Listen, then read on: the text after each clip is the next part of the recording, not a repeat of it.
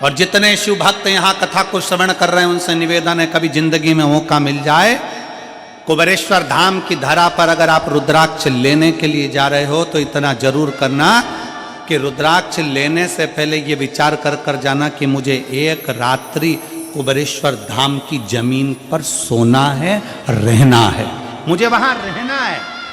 लेना अलग विषय है पर रहना मूल विषय।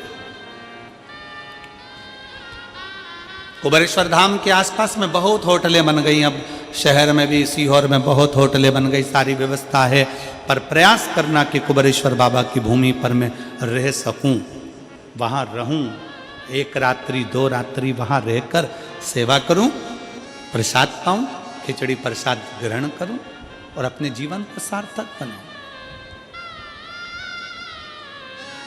क्यों आते हैं लोग रुद्राक्ष महोत्सव में?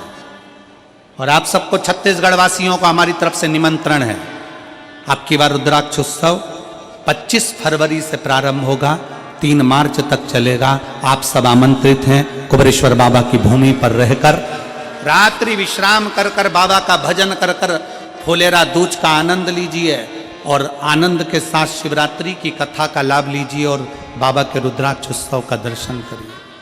कथा को श्रवण करने के लिए दुनिया के क्या विदेश तक के महाराज जी लोग आते हैं, विदेश के भी लोग उस कथा में पहुंचते हैं और अपना डेरा लगाकर कथा को श्रवण करते हैं।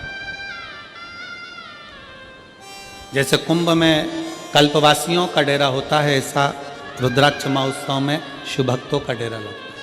पूरे देश से लोग आते हैं और उस रुद्राक्ष महोत्सव का आनंद लेते हैं। 7 दिन रुककर कथा का लाभ लेना, कंकर शंकर की पूजन करना, वहीं पर पड़े रहकर बाबा की भक्ति को धारण करना और शिव जी से अपने दिल की बात कर देना।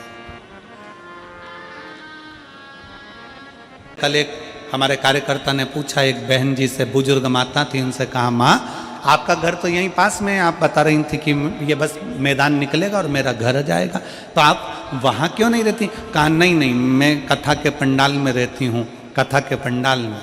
पूछा क्यों? तो वो बुजुर्ग माता कह रही थी कि मैं काशी में जाकर, सोमनाथ में जाकर, मल्लिकार्जुन में जाकर, रामेश्वरम में जाकर, भीमाशंकर में जाकर, त्र्यंबकेश्वर में जाकर, मैं कृष्णेश्वर में जाकर, मैं बैजनाथ में जाकर रात भर वहाँ एक रात्रि का विश्राम नहीं कर सकती।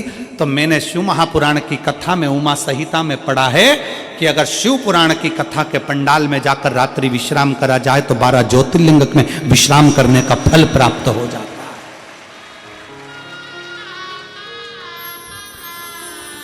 मैंने शिव महापुराण की कथा का अध्ययन किया, वो बुजुर्ग मां कहती है